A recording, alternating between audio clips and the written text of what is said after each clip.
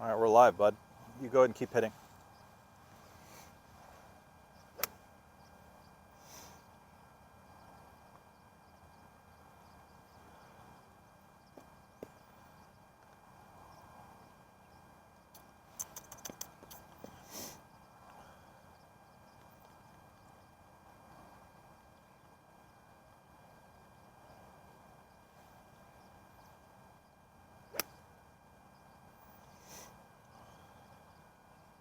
Your lead leg looks a lot better.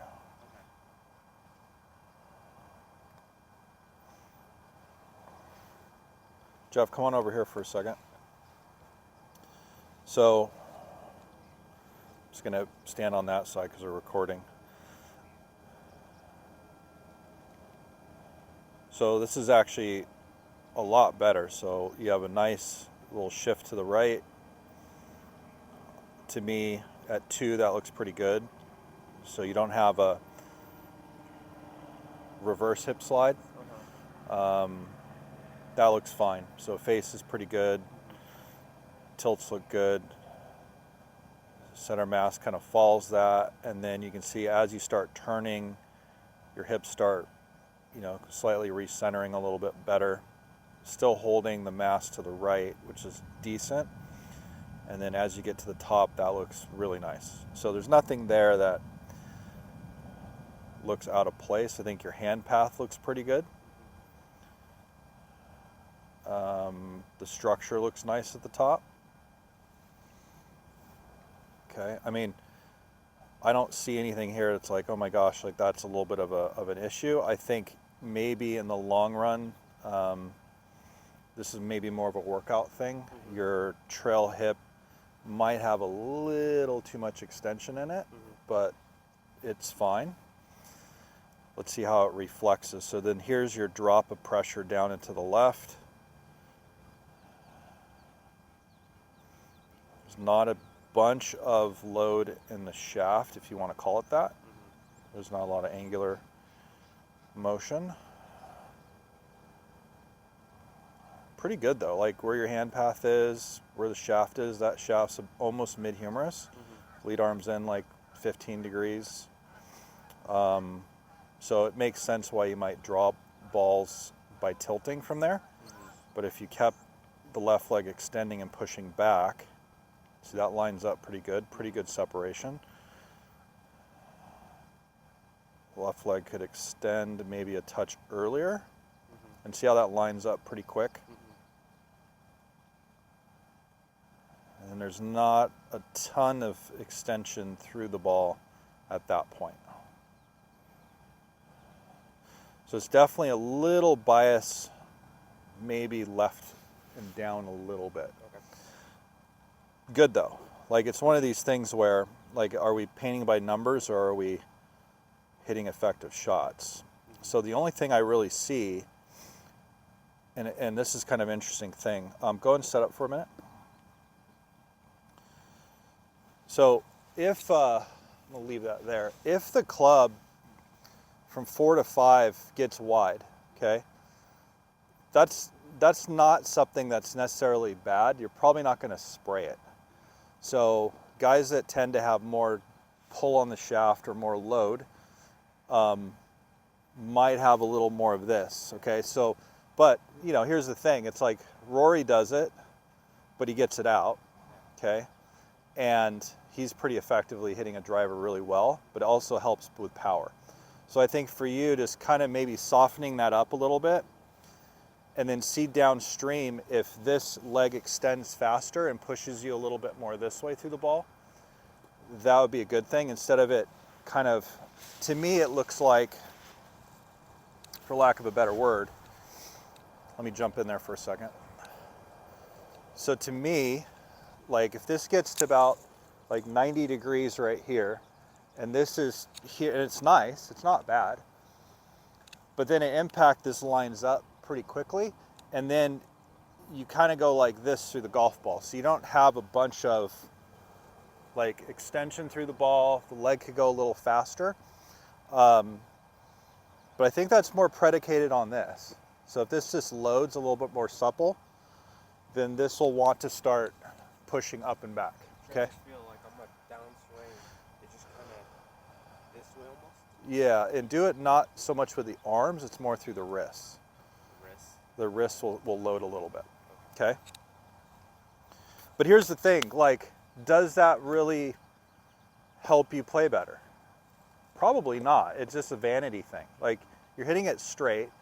I think, to me, you need to just work on your plots more and test, like, am I hitting my line and am I hitting my zone? And if you want to do this, that's gravy, but it's not constituting you playing better.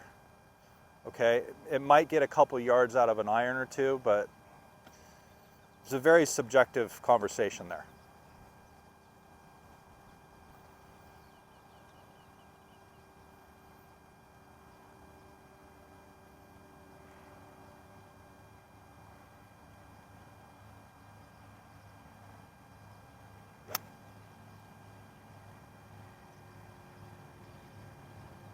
That's pretty.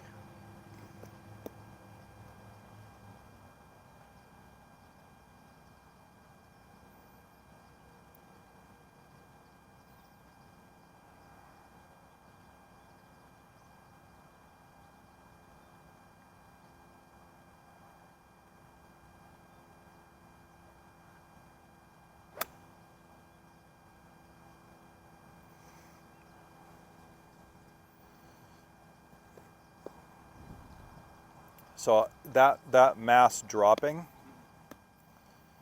harder that way will let that push up faster. Okay, so while you're doing this, while this is loading, that pressure is dropping. Okay, now you have effectively, you're pretty good at, we call it like AP force. You're good at rotary this way. It's not good. You need more vertical. So when you do this, a little bit more of that through the golf ball. Would it be more this way straight down or that way? To me, I want you to do that way. That way. Yeah. Okay. Here's why. If I drop vertically down and not forward, it's feeding this. Okay, which you already do well. Okay. I want more of that. Okay. Yep. Does that help this a little bit? Yes. Correct. Correct.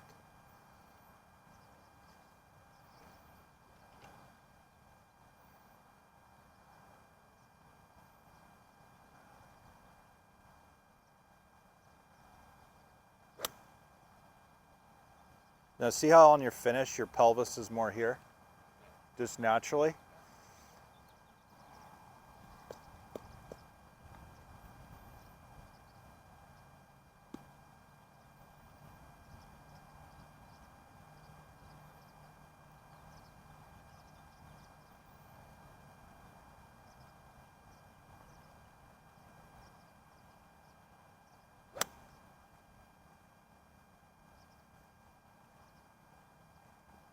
This is why I have constantly said, like, looking at your move, so you progressively move the ball back in your stance to keep the path to the right.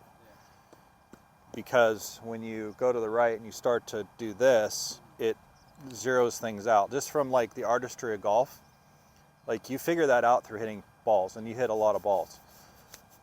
So double check that that ball doesn't go as far back as you normally like to play it, and then drop your mass down and left earlier, okay?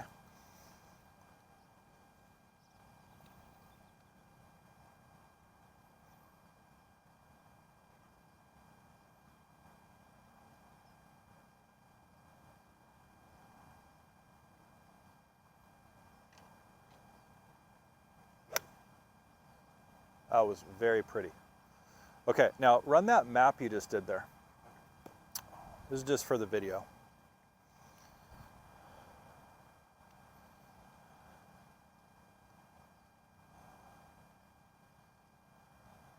There. Now notice how the left leg extended early, and look where your handle got?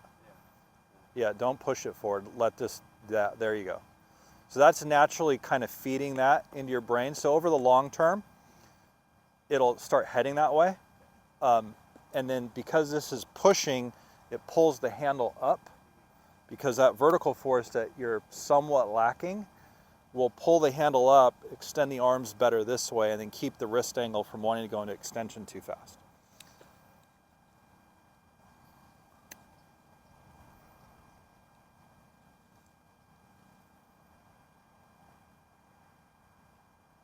Yeah, nice.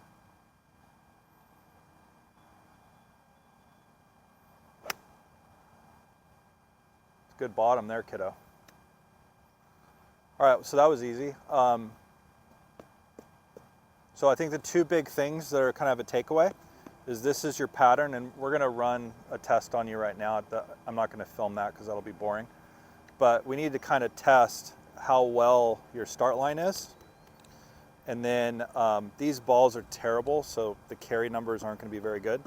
But we can kind of get an idea where your plot is. And if we hang our hat on that, and this is maybe you pull one or two feels out of that for your playable feel, then you have something that you can drop on a golf course and be good. Here, and I'm speaking more to the world here by saying this, but too often people do that in reverse, okay? They do it in reverse because it's more emotional.